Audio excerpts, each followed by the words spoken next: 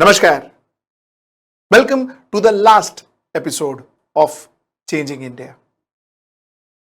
This morning we spoke about economy from 1947 to 2021. We spoke about business in India from 1947 to 2021.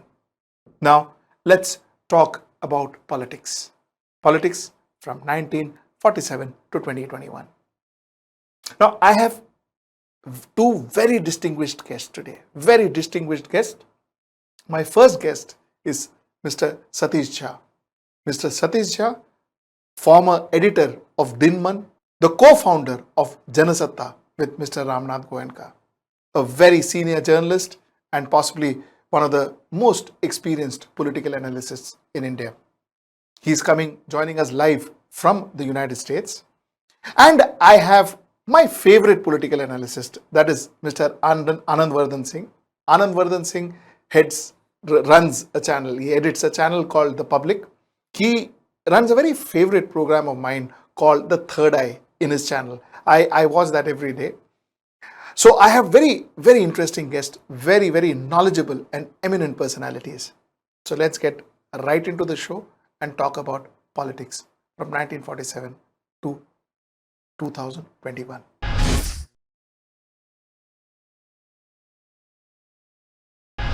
Welcome to my show. What an honor to have you gentlemen on my show. Jha Saab, Namaskar, and Singh Saab, Namaskar. It is indeed an honor to have the both of you in my show. Sir, the entire idea of the show is, like I said, it's about the journey that we had since 1947. Jha Saab, the first question I would want to start with you. Sir, what was the Nehruvian era and what was the Nehruvian politics like? You see, when you begin with a great dream, you talk about trust with destiny. You are fired by creating a new world altogether. And that vision shapes every action of yours. You have been through the struggle of a century. You know everyone, what their expectations are, what they're looking for, what the pain points are, what's going to create a great nation that you came together to achieve. In that environment, everybody understands each other. They know the follies, they know the strong points, they know the direction, and they accept a leader who, at that point in time, is a very tall leader. And he's tall, not because his height was 7 feet. He's tall because he's struggled for 40, 50 years with them, shoulder to shoulder, and he has proven his mettle, and people have chosen him. He was, again, not imposed by some industrial power. He was not imposed by any particular group. He was the product of that struggle, and he bubbled up to become the leader. Of course, he had the blessings of the leader India had, world had not seen ever before, a man like Mahatma Gandhi in that sense. So Gandhi's blessings may have installed him, but he was heir apparent no matter which you saw, except if someone saw the divisive nature of what will partition the country as a worthy opponent to him. Clearly, there was no way anybody could have stood up to Nehru. So he came with a dream of democracy, dream of a republic, dream of making people free of the colonial yoke. The language was different in the beginning. He saw the problems the way he saw. Leaders see and prioritize at every point in time what they see is important for their nation. So for him to build democracy was the first role. And that's what you see in the beginning. And when you look at the Constituent Assembly, the quality of people who came there, people who struggled, they were not just street fighters. They were educated people. They were thinking about it. They proved their mettle in front of people who were colonial powers at that point in time. And they stood person to person. And they measured up. They were tall. They were Ambedkars of the world who, by any measure, as a parliamentarian, as a social activist, as a visionary, he was a leader of his times. So Nehru was not alone. There were many, but they all accepted Nehru as head and shoulders above them, and they took his leadership. So he had a great role in shaping the way democracy will, unfold in the next 17 years that he was the prime minister. So I would say that his role was full of dreams. and aspirations. And they were all defined along very considered, well thought out, educated, scholarly. You could see from every aspect he was a world class leader that we had. So his shaping had a certain sophistication. His shaping of nation and his politics had lots of ideals in there. He was not taking shortcuts. Things will happen. Politics is a matter which unfolds every day. We will all make some mistakes, small, big, all the time. But overall body of evidence that he created was all towards a journey of a great India, an India where every citizen will have a voice of the kind they never had, and because the reference point was colonial, so it was very easy to see that. We seem to have forgotten that in the journey ahead, and that's where the question arises: what is the India that we dreamt? What is the India we have finally created? What is the India we're trying to create? And when I saw the current incumbent Prime Minister's tweet this morning trying to create a World Horror Day, that is as unleaderly as you can ever get in the history of mankind. It's just opposite of what Mandela would do, what Gandhi would do. That's a day of shame for anyone, my point of view. In a democracy, when the leader says we'll create a horror day, that is really, I think today is the most shameful day in Indian politics, in my opinion. I will come to that, sir, and we will spend a good 5 minutes on that a little later. But Singh Sahab, I wanted to ask you: was there a difference between the Nehruvian politics and Sardar Vallabhbhai Patel politics? Was there a difference? I will come straight on that. Nehru, I always feel that Nehru, among all the Congress leaders, and purposely I'm not taking the name of Mahatma Gandhi because, including Mahatma Gandhi, he had the maximum international exposure. He was the one who can see, who was a global leader, who has a vision where he can see what Russia is doing, what US is doing, and where we stand. He is the man who dreamed of non-aligned. He is the man who thought of that if we go with Tito, if we go with Nasser, if we go with all these things, we can have a non-aligned, genuine non-aligned movement. Now, look, in that Cold War days, our next door neighbor Pakistan, they aligned themselves with US, and look what happened. They might have got a lot of subsidies and things like that, but end of the day, where Pakistan is and where we are. So the second point was his self-reliance. He always thought of a core areas. He always thought of the developments. He always thought of and when we talk of development, right from the heavy industries to making the first National School of Drama. To my knowledge, he was the first one, the National School of Drama we established. There's no National School of Drama after that was established in this country. Now, as a politician, people feel, and as you said, people compare him with Sardar Patel. I must tell you, Sardar Patel was about 10 years senior to Nehru, and Sardar Patel, in age-wise, was closer to Mahatma Gandhi, and the relationship with Nehru and Gandhi relationship was more of a father-son, and with Patel was more of an elder brother and a younger brother. You read through the entire history, never I have seen, never, that Patel has uttered a word, anything against Nehru. Correct. And vice versa. And I will also say one thing about people talk of Iron Hand, that Patel was an Iron Man of India. And I will just remind you two small things. It was Nehru who insisted that Sheikh Abdullah was in prison he was a prisoner made by Hari Singh, the then Raja of Kashmir. Yes. So it was a precondition by Nehru that you please release him, make him an important person, may not be a prime minister, but make him an important advisory, and then only we will take you. That was a precondition by Nehru. But when Sheikh Abdullah started acting in a way where they wanted a free Kashmir, he has no hesitation in again arresting Sheikh Abdullah. And Sheikh Abdullah remained in jail for good more than 10 years.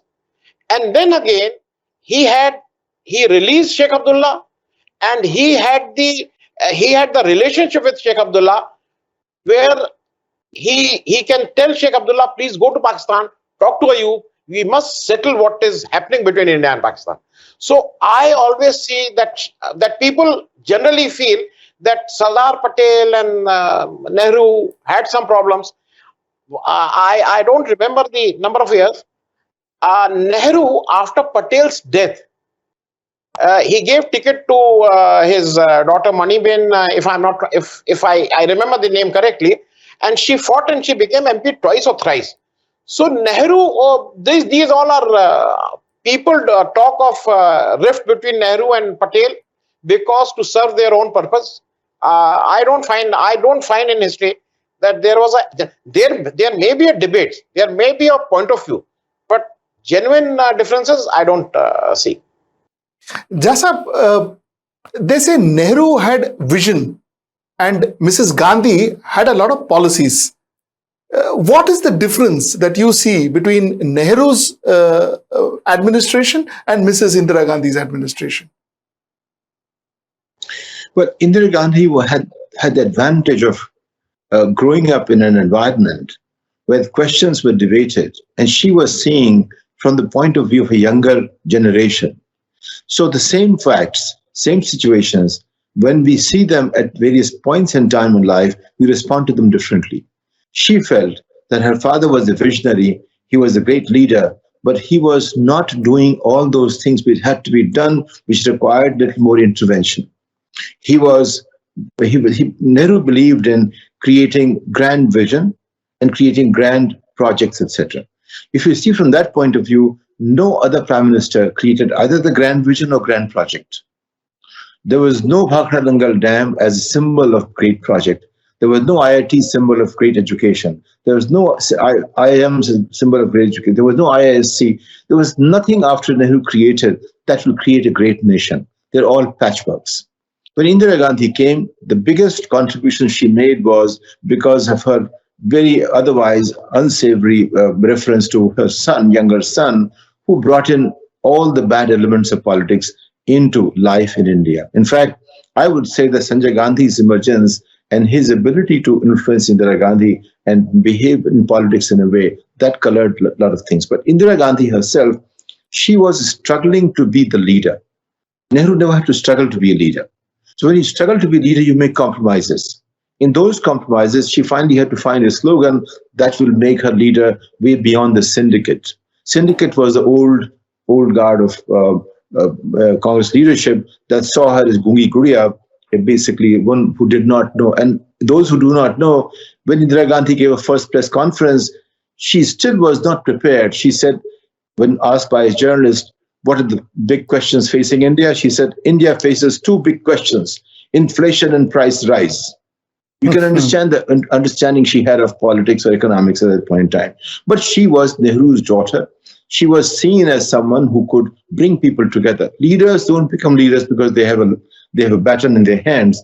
They become leaders because people like them. So if in Congress party, any leader who stood in front of Indira Gandhi would have had more votes than others because she was Nehru's daughter. And don't forget, I've never forgotten one thing. Indira was in no way acceptable to Indian values or psyche. She was a woman who was widowed by the time. She was a woman who went out of her caste to marry somebody, which is today's is a crime almost to think of marrying someone outside of your religion, for instance. And she did many things which will not be considered quite the most aspired value for India. And despite that, she was chosen not only as a leader, she became one of the most, you can say, powerful leaders of the nation. I mean, Indira Amma was someone Indian people cried for. That was the leader she became. And she became fighting people. When you fight, then you create new policies of what you can say a balancing act which will allow you to remain in power.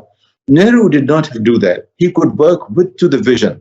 Indira Gandhi didn't have that luxury. She was thrown into a pool where lots of battles had to be brought to fore, and then she had to win. So she won on the basis of a few things.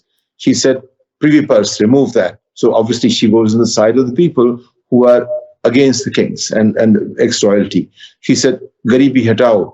So she picked up the slogans of the kind which were going to catapult her in front of the syndicate as the leader. I remember Kamala Party spending 4 hours with me one-on-one telling me how Indira ji brought him on board. And then I saw she brought Kamala Party by invoking the Brahmin in him. And Nehru's daughter, who was married to a Muslim, she invokes the Brahmin, and Kamala Party fell for that. And he said everyone, all the Brahmins came to united to support Indira Gandhi. For instance, she did everything. So she was a real politic person. Nehru was a visionary, she was the real politics. So I would differentiate the two from that point of view. So the policies that she brought around, they were different. They were not the policies of creating something, they were the politics of managing in the next 14, 15 years that she was Prime Minister. I have a hypothetical question for both you gentlemen. Actually, both you gentlemen, I'll start with you, Singh Sahab. My question is, had Janata Party got its full 5-year term, would history of India be different? Yes, before that, I just wanted to add a small thing what Mr. Jha said. Please. I will just add, Nehru was someone who wanted everyone to take along with him. Nehru had the capacity and the tolerance that he can take along Lohia with him, he can take along Atal Bihari Vajpayee with him, and he can take along his own son-in-law Feroz Gandhi, who was the severest critic of Nehru in the parliament. Yes. He had that capacity. Nehru had the capacity to face the adversary. During the 62 war, he called for winter session. When the war was going on, parliament was on. Now, you can think of today, we are talking of a situation where we are not ready to even talk Pegasus. But Nehru was ready to face anything.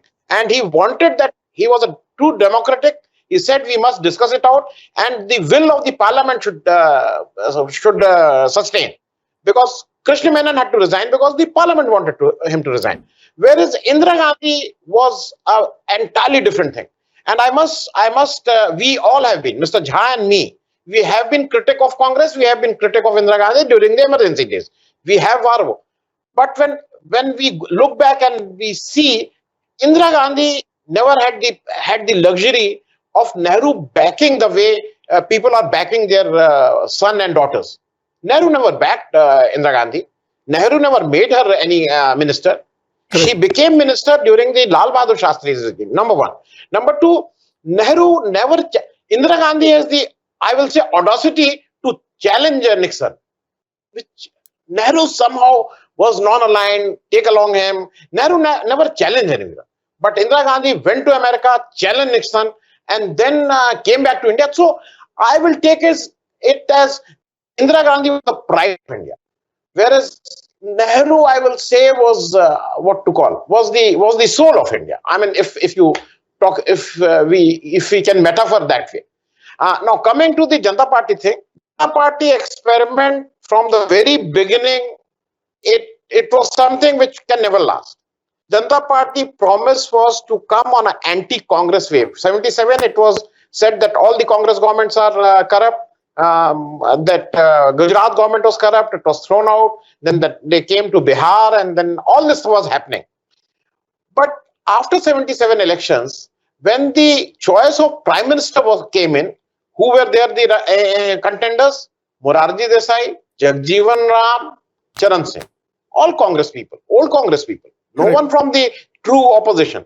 And who was the party president? Who was the party president? Chandrasekhar ji. And who was the party general secretary? Ramakrishna Hegde. Everyone coming from the Congress party. So virtually, this Janata Party experiment never existed, because from the very beginning, it was clear that BJP, that time Jan Sangh, will not give away their dual membership thing. They will remain with RSS, and they will also have a political leanness. So from the very beginning, I don't think so 5 years was possible. I don't think so. Jasab, I still would. Yeah, sorry, please. 2 points. I would say that if you want to understand the meaning of Indira Gandhi, look at her statements internationally, the interviews she gave to BBC or the way she spoke in the US.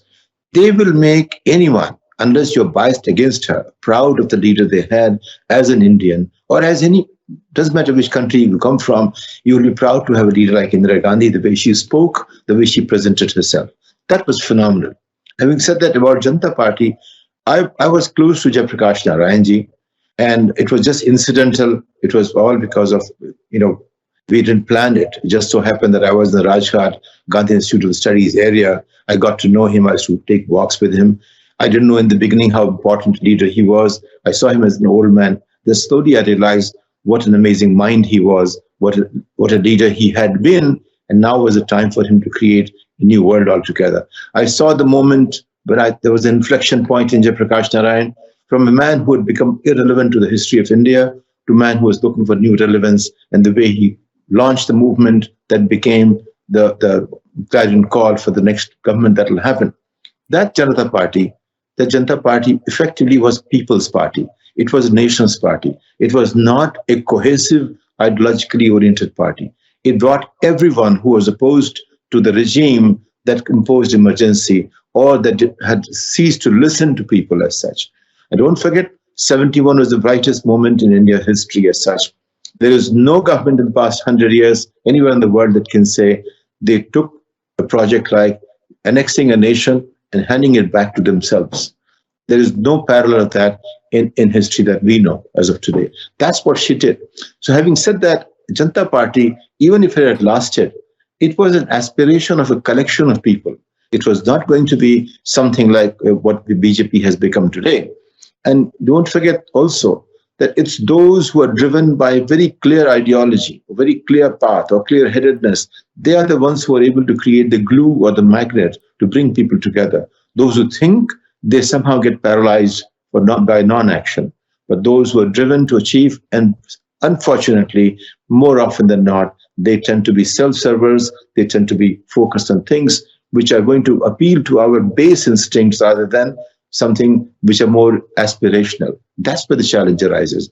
So having said that, please, you were going to ask me something. Go ahead. No, so actually, yeah, you almost answered it. But my point was that wasn't Janata Party an anti-Indira party rather than a party of the people? Because Janata Party was born because of emergency. And likewise, sir, I was also going to then ask you that wasn't VP Singh's Third Front an anti-Rajiv party rather than a party of the people?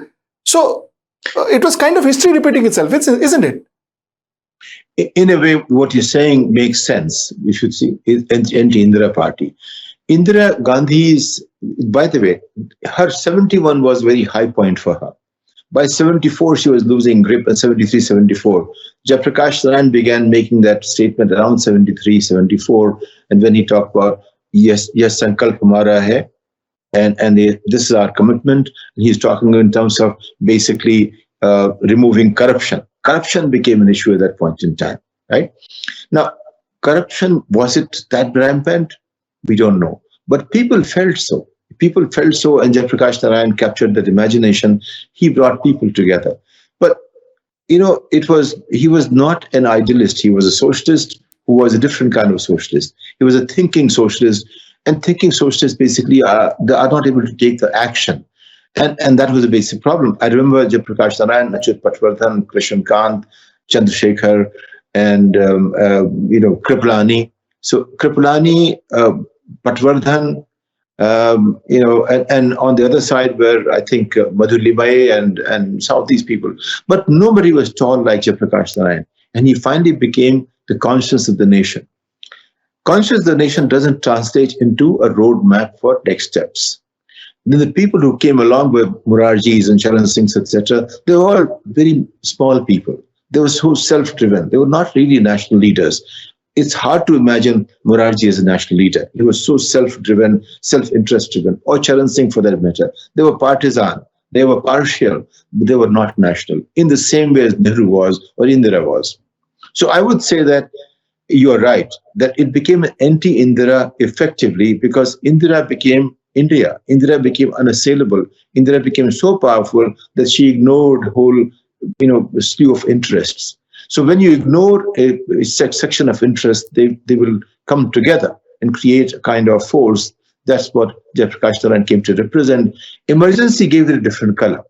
So pre-emergency coalition of forces and post-emergency or during emergency, it was kind of adding to the frustrations and angers in very democratic terms as well. So from corruption to democracy, it became a much larger coalition. But it was always coalition. It was not a coherent movement in the direction of either envisioning or in terms of what the nation should become. It was a patchwork of coalition. So yes, in that sense, it was anti-Indira. Yes. I will just Yes. just add something on the JP thing. What I feel is, because Jha Sahab has worked very closely with Jayaprakash ji, JP. We call him as JP. The difference between, I always see it, just JP was used by these people because they wanted someone to rally around, because they wanted someone who is respected, who is pure, who has a vision, who understands politics, and whose track record is, no one can question that. So they used JP because JP during his last years was disillusioned by what was happening in Janata Party. Number one. Number two, I will always say that when people compare JP and Gandhi always remained, his hold on the Congress was always there. He never left that hold. He always remained. I will take Gandhi is more of a coach, or in a position of a coach who is constantly telling Congress this way to go, this is wrong, do it this way, course correction, things like that. JP was more of an advisor because JP never intervened in the day-to-day politics that you are doing this wrong. Gandhi, to an extent that he intervened in that famous Subhash Chandra Bose and Pattabhi Sitaramaiah elections. So Gandhi was more. He was not in Congress, but he was always monitoring what was going on. Whereas JP was a different man, and maybe the age was not on his side. JP was more of a dreamer, and he was always an advisor. He never wanted to run Janata Party. Sir, moving further, how would you now see Rajiv Gandhi compared to Nehru, compared to an Indira Gandhi? How would you see a Rajiv Gandhi, Jha Sahab? How would you define him? How would you rate him? And to the extent that Nehru was obviously my grandfather's age, and Indira Gandhi was my mother's or grandmother's age in that sense. Nehru was great grandfather. Indira Gandhi would have been a grandmother. Rajiv was basically like an elder brother, more like, in that sense, say maybe 15, 20 years apart in same generation, so to say. I saw him as General Secretary first. So I'm more, I have a closer view of him than the previous two leaders. Rajiv was never the person who was looking for leadership. He was never looking for such a role. He was the most reluctant person who walked into the space, who filled in a kind of void which nation wanted him to fill, and what a resounding support he got. That will be difficult unimaginable at least, for anyone to get as many members in the parliament to support him, on the one hand. On the other hand, we will never forget where he came from, whose child he was, what education he had, what ambitions he had, aspirations he had, how he saw India. I remember, I founded Jansatta at one time, so I got to know people in Hindi. There was a man called Sharad Joshi. He was a kind of, you can say, Vyangakar, we used to call him. So he talked about Rajiv Gandhi in the sense because he was so different from the masses of India. So he goes to Rajasthan, and there was a video Sharad Joshi created, Rajiv Gandhi asking people, "Aap khana khate hain? Aap pani peete hain?" That was a kind of reflecting the remoteness or the how far away he was from the common person. He didn't even know what people eat or drink in that sense.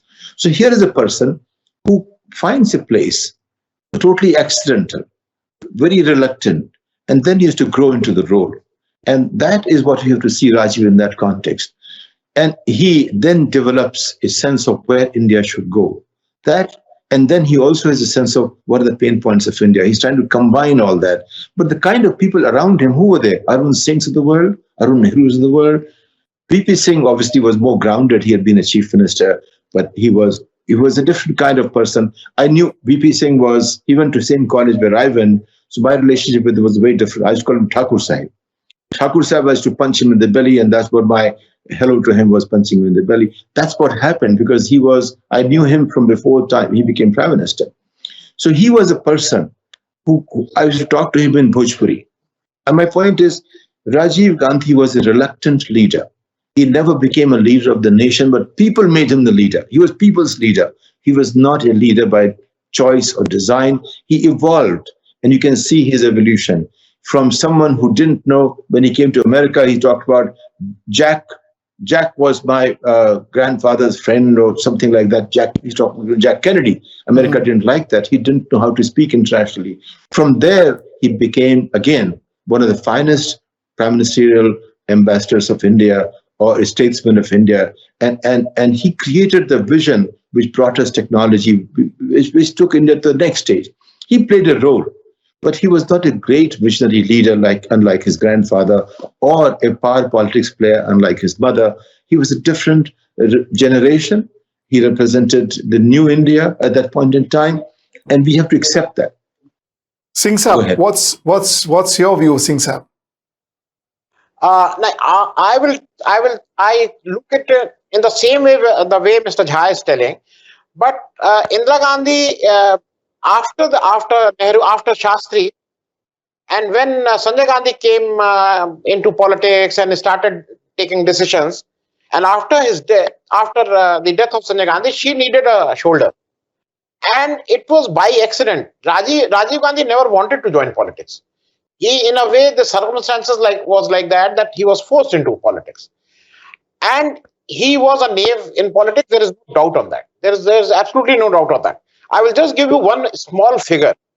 During 1984 elections, Rajiv Gandhi had 414 seats, 47% votes, and BJP, which was second, has 7.74% votes and 2 seats.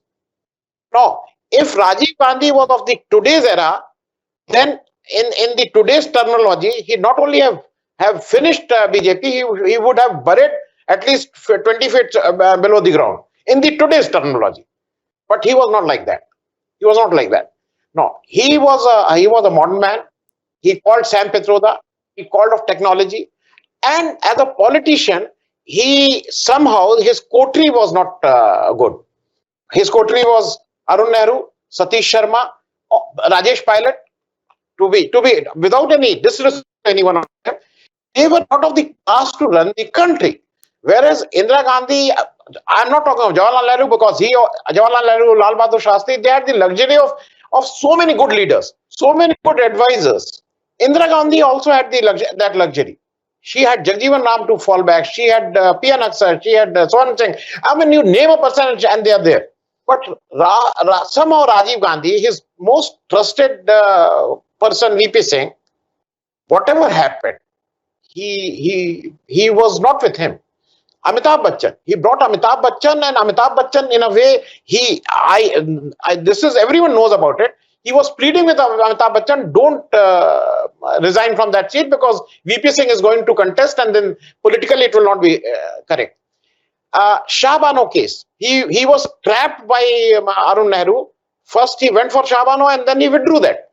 The Ram Janmabhoomi case, all these things, which whatever follies Congress did during Rajiv Gandhi's things, as a politician, no, he failed there.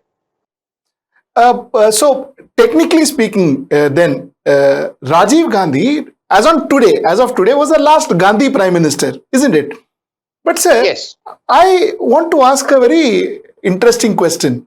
Isn't it ironical that since 1977, every Prime Minister who contested against a Gandhi, not an ideology or not something that they offered, they contested against a Gandhi, because Morarji Desai was anti-Indira Gandhi, VP Singh was anti-Rajiv Gandhi, except for Atal Bihari Vajpayee, who at that point in time had no Gandhi to compete against. Again, Modi was anti-Sonia Gandhi, anti-Rahul Gandhi. That was the kind of this thing we had. Sir, tell me, how would you then rate VP Singh, and then SD Deve Gowda, and then IK Gujral? How would you rate this entire 4 years of Indian democracy? You know, what happens is when you are going to find yourself, you lost your way. You're trying to find yourself. In the process, you experiment with many things. It's like I'm on a highway and I'm trying to go from one place to another. And suddenly I can't read the signs well. It's night. And for some reason, my sight doesn't let me read. I take an exit here and I come back, take a next exit, and so on and so forth. I look at all of them as primarily exits on a highway in a journey to somewhere, our destiny. And in that process, Atal Bihari Vajpayee was able to create that coalition. He understood that those who are trying to create a coalition today, they are kind of rudderless. They can't figure out which way to go. Just imagine, I knew Inder Gujral as Inder. I lived in G4 Maharani Bagh, Inder was in G11. We used to meet occasionally, so I didn't see him as a prime minister. Deve Gowda, somebody asked me, a major politician at that time, what do you think of Deve Gowda? I said, most unlikely prime minister. He will be an embarrassment for the nation. When it came to VP Singh had the ambitions and he had the personality in the making of it, and he became one. By the way, he earned his prime ministership. Others did not earn it. Inder did not earn it. Deve Gowda did not earn it. Chandrasekhar had been there in the making and the works, and he was, again, always thinking of it. But when he became prime minister, he wasn't ready for it. He was, in my opinion, I had known him since I was 16 years of age, Chandrasekhar, as one-on-one. And I would say he was always a man who was aspirationally prime minister, but never ready to be one. So, he was that kind of a character. Atal Bihari Vajpayee was always thinking ahead. One thing I would like to say is this. Atal Bihari Vajpayee saw 4 or 5 steps ahead. Chandrasekhar was still 1 or 2 steps ahead. Deve Gowda had no vision whatsoever. Inder Gujral was a nice, obedient servant of the system. But Vajpayee was a leader. He was leader from word go. And he had aspirations. He imagined. He saw 3, 4, 5 generations. That's why he was able to create a party. He took it from 2 people to forming a government. He first made a 13-day government, then 13-month government. Then he went for almost 5 years. And he became, at least whatever he did, we may call him Babji, but he became a symbol of how things should work. He didn't make good decisions. Many of them, because they were coalition decisions. So many times he did not take a decision that turned out to be very bad decisions. Sometimes he made bad decisions by choice. So I'm not saying decision making is a totally different story, but in terms of leadership and what it brings together, Vajpayee was a kind of breath of fresh air in that politics. And all these incidental bubbled up people like Inder and Deve Gowda and Chandrasekhar, they were basically fodder for creating the next generation of governance, so to say, in the country. Most important leader in 74 years of Indian history, I would say, in changing the course of the country was not Vajpayee. From nationalist point of view, that was Narasimha Rao. Vajpayee became a leader, a political leader. He did not have vision for India that could shape India. Narasimha Rao was a seasoned leader. He saw the need for a vision and created one as needed for the time. So in other words, Narasimha Rao will be relevant at any point in time. Vajpayee is relevant from his point of view. He would create something around himself. So Vajpayee as a leader was a bigger leader. But as a prime minister, Narasimha Rao was a far bigger prime minister, in my opinion. So I would say that all these people went on to create the coming of Narasimha Rao. And that was very important, who ran a good 5 years of a great administration which changed India, which was unthinkable before him. And we should give credit to that man that he stood up. He paid personal price for it, but he felt nation needed that, and he did that job. He also made mistakes. We are all humans, we make mistakes. I won't judge him by his mistakes. I would judge him by the way he changed the course of the country's trajectory. Sir, I will come back to Narasimha Rao and Mr. Atal Bihari Vajpayee. I need to spend a little more time on them. But before that, Singh Saab, your views on VP Singh? Gandhi. Let's just get, talk about that lot. Okay. I will VP Singh, Deve Gowda and I.K. Gujral. I will again very briefly touch on the very basic question you said. It looks like that all the oppositions are fighting with the Gandhis. Statistically, I have the figures in front of me. This is the 17th Lok Sabha.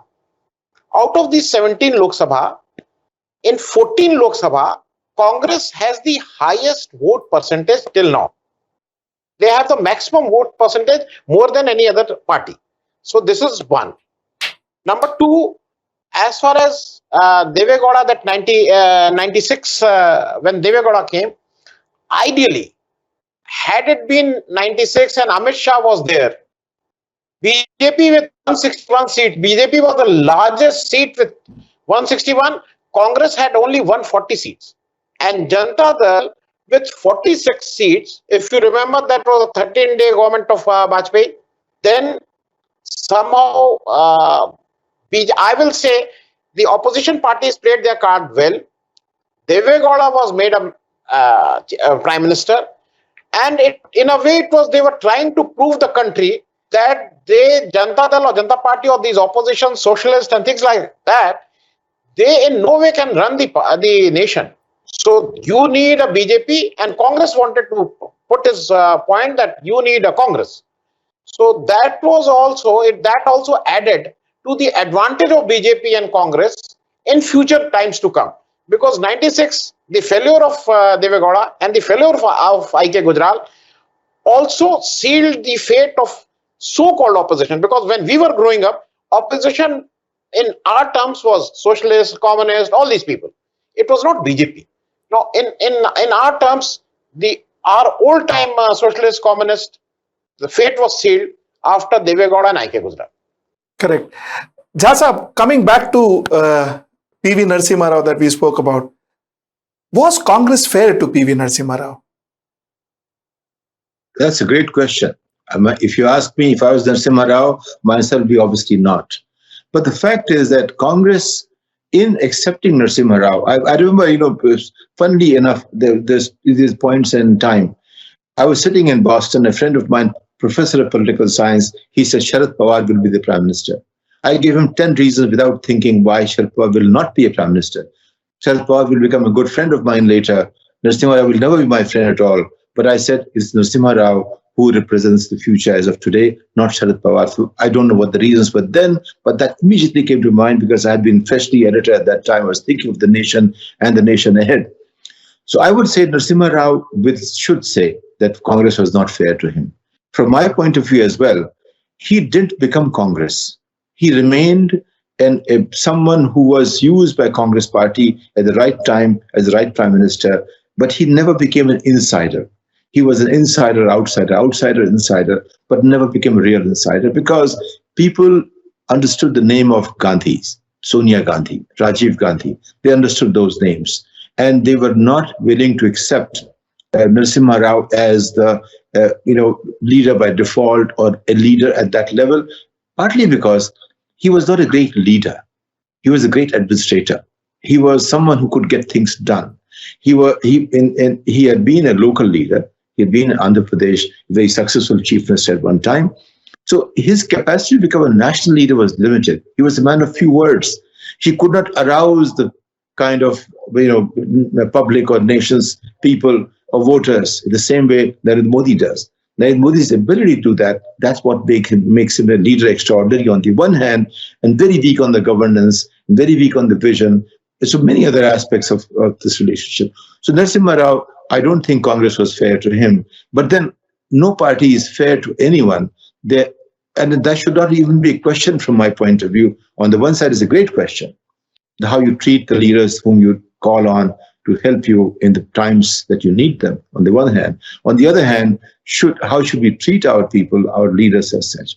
So yes and no. I would say, Congress would say he was a stopgap leader. He came in, he did a great job. Thank you very much. But the point is, Congress didn't even thank him. That was the sad part of it. So from Narasimha Rao's side, story is a very sad story. From nation's point of view, he was a milestone, he was a landmark, he was a transformational figure as a prime minister. As a leader, I don't see him as a leader. Correct. Singh Saab, the same thing what Jasab just said, and I think very well articulated, a fabulous administrator, but not a good leader. Will this definition also fit to Manmohan Singh, Dr. Manmohan Singh? I will also talk of Narasimha Rao Saab, because why I am telling is, I don't think, and in my opinion, it is a fact that people say that Congress was not good to Narasimha Rao and what he should have got, he has not gotten that. All that taken into consideration. 91, when he became the prime minister, there were big leaders in Congress. Arjun Singh, Narayan Tiwari, Sharad Pawar, all these people were there. And they were coming from the Hindi heartland. I mean, especially the Arjun Singh and Narayan Tiwari were coming from the Hindi heartland.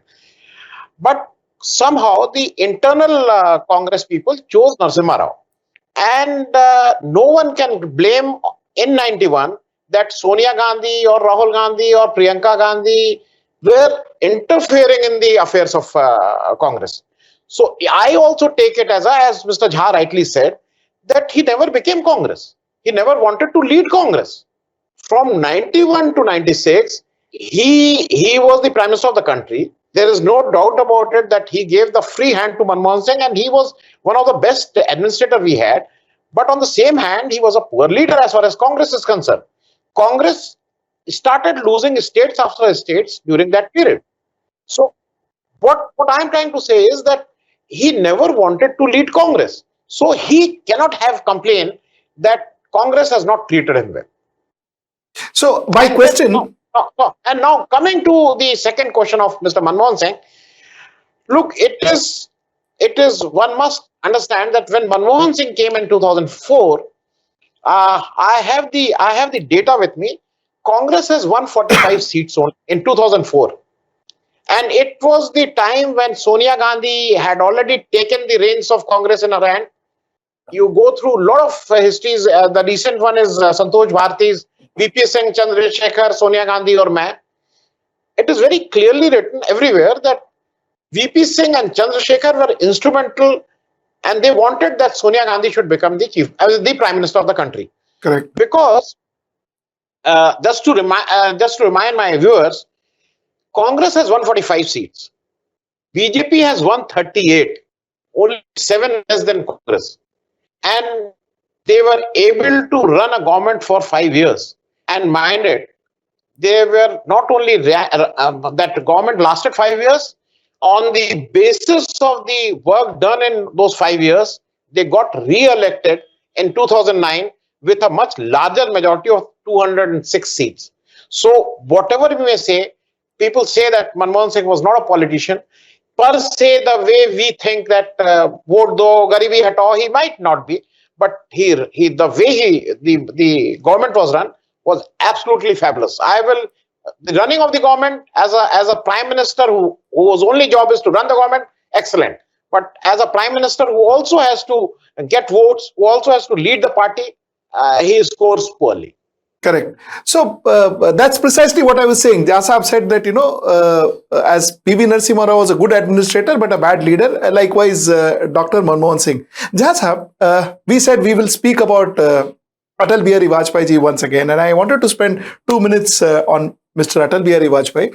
Sir, who would you compare Atal Bihari Vajpayee ji with? Would you compare him to Nehru? Would you compare him to Indira Gandhi? Would you compare him to VP Singh? Would you compare him to... Who would you compare him to? Or would you compare him to nobody? It was a completely different brand altogether.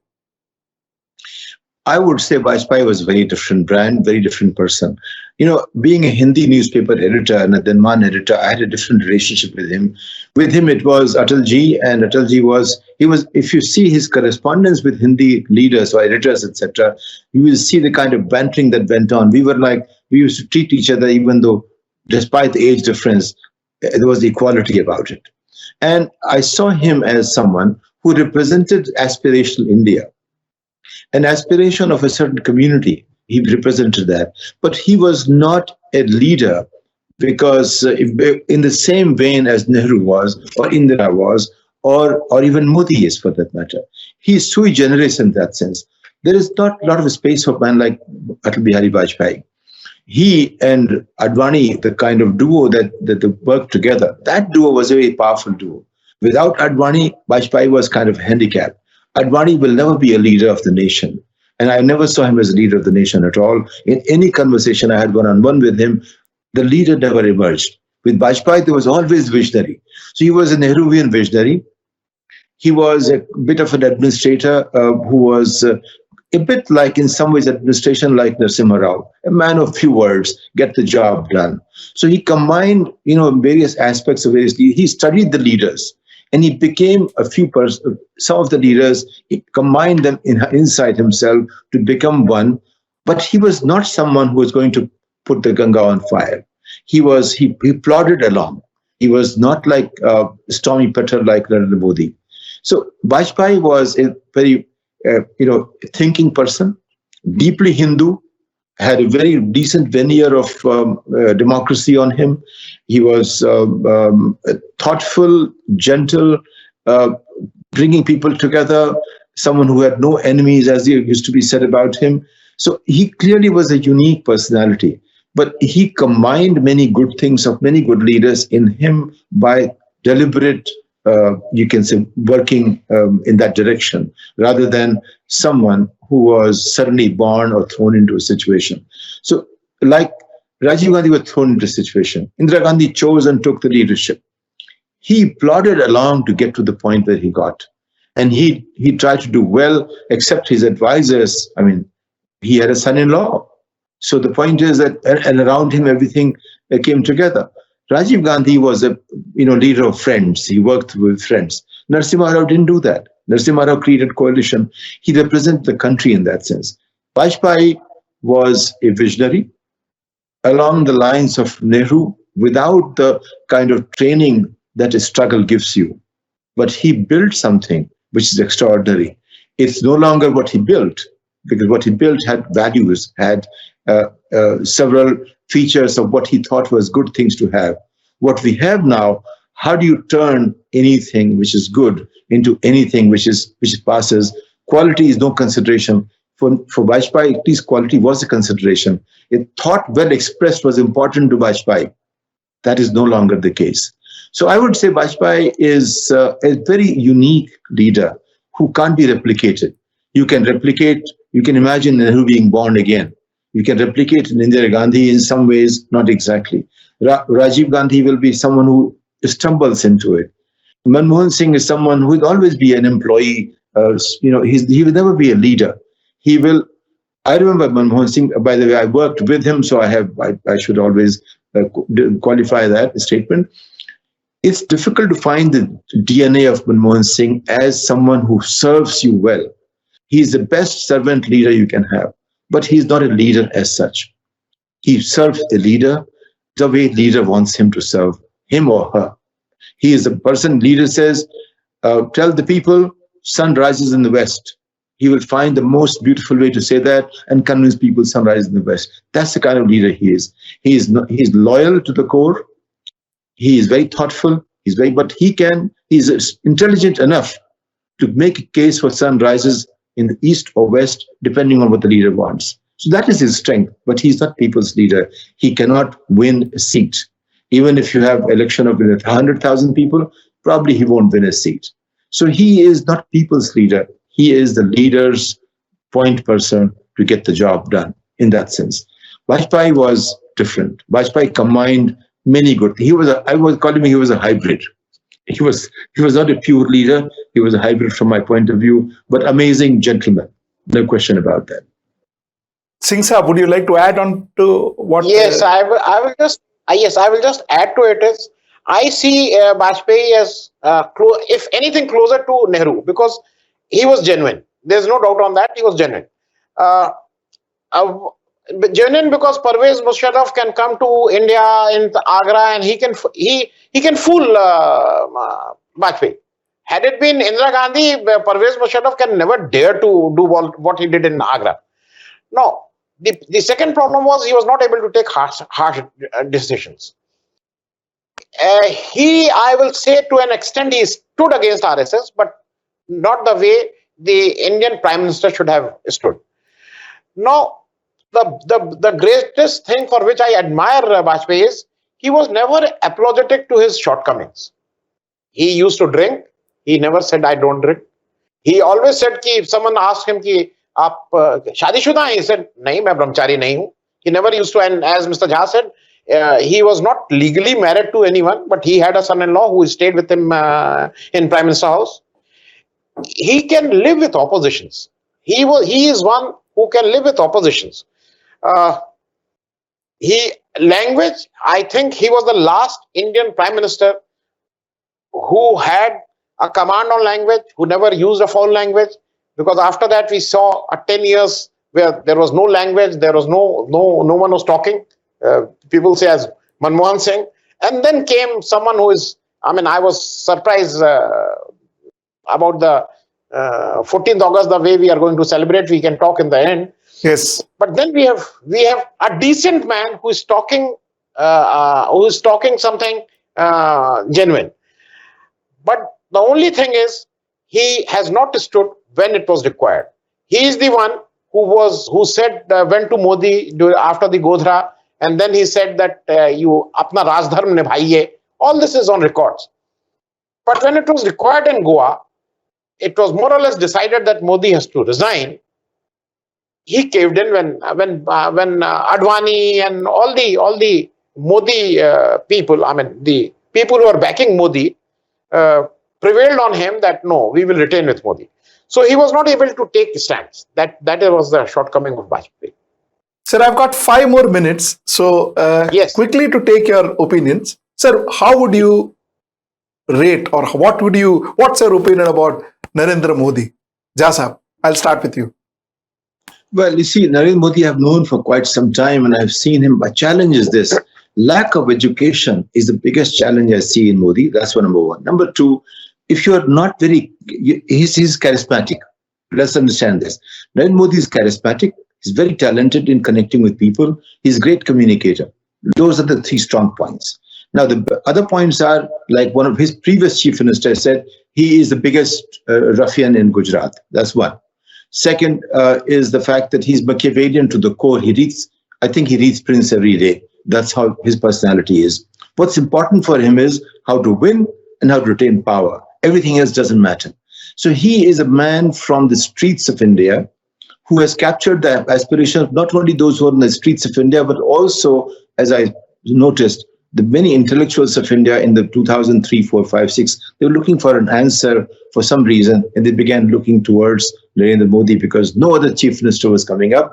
Manmohan Singh was not a leader. If there was one answer that was who could probably come up, it was him. But Modi is not a leader of the nation. He's a leader for himself. If I had to say, government for me, by me and myself, that would be Narendra Modi. There is nothing called India in it. Everything is for use. Everything is available for me and myself. That's the challenge that I'm facing with him. He is not the leader of the nation. He uses democratic institutions to make himself the powerful man. He's obsessed with himself. He is, if you look at, he defines narcissism. He is someone his charisma can do this to you. Can you believe this? Because when a society has 93% people who cannot write a complete grammatically correct sentence, then this is what we end up getting when others are not aspirationally there. Because nobody else today compares to Narendra Modi in reaching people. So we have to give it to him. This is the folly of democracy. Someone who can communicate better, he would become the leader. And that's what Modi is. On administration, he gets 0 from me. On communication, he gets 10. On charisma, he gets 10. But overall, as a Prime Minister of India, he will go as probably the worst Prime Minister India ever had. Or I would say to the extent India would judge him as, we wish we did not have him as Prime Minister. Singh Saab, your opinion, and also talk about the tweet of yesterday's. Is it part of his communication or is part of his leadership? I will just add to what Mr. Jha has said. Mr. Narendra Modi has not grown as a prime minister. He still is a leader who goes for votes, and he still feels that I will take him as a very good event manager, because everything is an event for him. Whether someone dies, someone lives, someone goes, everything is an event.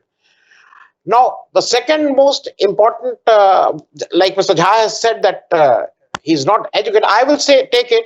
He's not ready to accept his mistakes. People do make mistakes, but he is one who is not able to, who will not never accept any mistake he can do. And what he did today morning, what he has tweeted, is a proof enough the way he thinks and the way the nation is paying the price for it. 14th August, Mr. Jha, you must be sleeping by the time this tweet has come. You will be surprised. A tweet today has come. 14th August in India will now be, and it is from the Prime Minister, Mr. Modi. 14th August in India will now be, it will be an event called Vibhajan Vibhishika Smriti Divas. Vibhajan Vibhishika Smriti Divas. Can you celebrate your partition? 47 till 47, 14th August, India and Pakistan were one nation. We can never forget. We together fought against the Britishers. We can never forget that. How you can celebrate Vibhajan Vibhishika Smriti Divas? One can never forget that Lahore was the most cherished and the most loved place for any Sikh. All the Sikh, and especially the Sikh who were doing very well. People say that, I don't know, I have never been to Lahore. People say Lahore was a mix of London, a mix of Paris together. It was very modern. It was the seat of education. Now, today you are calling it Vibhajan Vibhishika Smriti Divas, and you might be very happy that I have, because of the UP elections, the message between the lines is this, that Pakistan is the target and a particular community is a target. Why we should remind? What is the logic of making Vibhajan Vibhishika Smriti Divas? I fail to understand, and that is the biggest. That is the complaint we all have with Mr. Modi, that please become the leader of India. Don't become a leader of a party, BJP. Jasa, exactly. I was very shocked. Sweet, I was very shocked by that tweet. Yes. I immediately responded, here is a divisive man. No matter what he does, he will divide. He is not a uniter. He is not a leader of the nation. He is a leader of interests, not a leader of the nation. And he's a divisive man. That's his inner psyche. That's what defines him. Mr. Divisive. Sir, both you gentlemen, did we achieve what we set sail for in 1947? Have we achieved it? Or are we at least in a way to achieve it? If I see as a citizen, I look at myself as a citizen. I'm not on this side or the other side. I'm on the side of everyone who needs help as a citizen. That's what, when I see from that point of view, I think we have let every citizen down every point in time. In Nehru's India, at least I can't blame him, because he laid the foundation. He was trying to build something. It takes 25 years to build something. So he began the journey, except that he took the smallest steps, baby steps, and they were grand steps in the scheme of things that we see them now. But have we achieved something? We promised ourselves by 1970 we will have literacy, complete literacy. We did not achieve that. But the point is, it's a moving target. Literacy alone will not do. Every Indian is capable of being any man that you can become. That's the capability index. But we keep them imprisoned in their own little world where they don't get educated, where they're not able to get beyond their family, beyond their village, beyond their immediate environment, beyond today. And that is a challenge of the nation. I want to remind all of us that 50 million Indian diaspora, they earn as much as 1,400 million Indians defined by the geography of the nation. And that gap can be bridged, and it is only because we do not help our people with the basics. What is the basics? Nutrition as a child, young child. Education as a young child. A quality education. Just education will not do. Quality education. Education is not what I want them to learn. Education is what they want to become curious about. To make them curious about the world in a way that they can become who they want to become. That is what's missing. Healthcare. India has the most appalling healthcare system. No education, no healthcare. It's an absolute abomination of any governance that you can imagine. If you begin to see it from the point of view of the last Indian, you and I are privileged. We don't see those things. But from the last Indian's point of view, it's the most abominable governance system you will have. No one has any right. In today's world, you and I are also subject to the same, partly. But if you see from the poor man's point of view, our experiment of 74 years, I've seen people 30 years back say, Angrezon ka zamana bahut acha tha. The times of the British were much better, they used to say. Now that generation is gone. So today's generation has no memory of what colonial government was. But the fact is, if you ask them, is this what you want? They look at you with eyes in surprise, wide open, not knowing what to say. That is what we have created. Let's not forget, we inherited a nation of 36 crore people. Today we are 140 crores. In 36 crores, maybe 30 crores were not educated. Today we have 100 crores plus not educated. We have not only not fulfilled the mission that we decided to have as a nation, we have made our nation many times worse than we inherited. And that is a challenge. Yes, there is a small France in us, there is a small England in us, there is a small Europe in us, European nation in us. But as a nation of 140 crore people, we have let ourselves and every citizen down like no other society did. China is way, way, way ahead of India, and that doesn't have to be. And India can become anything it wants to become. What it needs is a leader who understands that aspiration and not obsessed by his suit, his dadi, his whatever. He has to become a leader for the people. You become them, and India will change. That's where I stand. Singh sir. Very quickly, I will leave on a positive note with a caution. On the health side, life expectancy, 1947 we were 32 years. Now we are 69.42. About 70 years we can live. So we have not made a lot of progress on the economy front, but on this front we have done. Literacy rate, Mr. Jha said, yes, we are not educated, but technically speaking, we were 12% literacy rate in 1947. Now we are 77.77. Food, we must remember that we had about 2 to 3 million people dying in Bengal in 1943-44 because of food.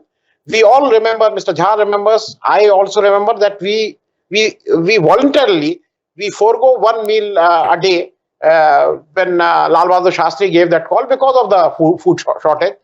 We are self-sufficient on food, but resource of 140 crore people, you need a leader. You need a leader. We have a resource of 140 crores of people. We have, and the caution is, we might say that Congress or SP or any other political party, that there was a policy of appeasement of minority. Absolutely no doubt on that. I fully agree. But the danger is, today we are moving towards the appeasement of majority, and which is dangerous. Because appeasement of minority can be handled.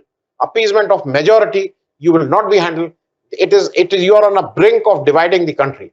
So it is a much bigger thing that any Indian, we must take a pledge tomorrow that appeasement of majority is to be restricted and is to be curbed. And in the end, miles to go before we say that we are a true nation the way we want it to be. That was a very good summing up, Singh Saab. Singh Saab, last question. I don't have time, but they will kill me if I don't ask you, senior journalist, this question. What do you see the future of India? Where do you see India going in the next 5 years? One minute. Jha Saab, starting with you. Jha Saab. Okay. I would say that our future is as good as we want to make it. Today we have enough reason, enough people, enough entrepreneurship, enough faith in ourselves that we can take the next lap. As a matter of fact, aspirationally, this morning somebody sent me a video India is portraying in Dubai. What we are telling the world that we are aspiring for is very good story. All I want is us to behave as if we are serious about it. If we become serious about all the things we have mouthed, just seriousness about it and begin working in that direction, we can be a nation. In 5 years, it's very difficult to say, but I can guarantee you, if we begin the journey today as if today was 15th August or 14th August 1947 again, in 15 years, we can be as prominent, as powerful, as successful in terms of making every citizen stand as a capable citizen. My only measure of success is the last citizen, a capable citizen who can think and speak and talk like you and I, basically. That's the only measure I want to look at it. It's possible to do that in 15 years time frame. You know, Narendra Modi and I had a conversation one-on-one at one time about 10 years ago. And I told him, scrap planning commission, because think of it this way, South Korea came to India in 1950s when India's GDP was more than Korea's. And it went back and recognized in 5 years that planning was a bad thing and abandoned it. In 30 years, it came close to American GDP per capita. India can do the same thing in 30 years, anytime. He picked up a point of my suggestion and the rest was forgotten because he is a man who creates hype. I would urge Prime Minister Modi that please, whatever hype you've created, they're great. Just live up to them and you can change India in 10 years. So I have complete faith in our nation becoming whatever it wants to become, whenever it wants to become. All it needs is a great leadership. Thank you. Singh Sahab. Very quickly, I will just sum it up. India got freedom, and the biggest achievement and the biggest strength of this country is our democracy. Nowhere in the world, a stroke of arm on 15th August, countryman, every Indian got the vote. He has the right to vote, and he has a right to change the government. My only thing is that if we want to change the history of this country, we want to become a real Vishwaguru, then we have to write our future by ourselves, by giving vote on issues which matter our daily life, not on issues the way the political leaders want us to. That is what I would like to say.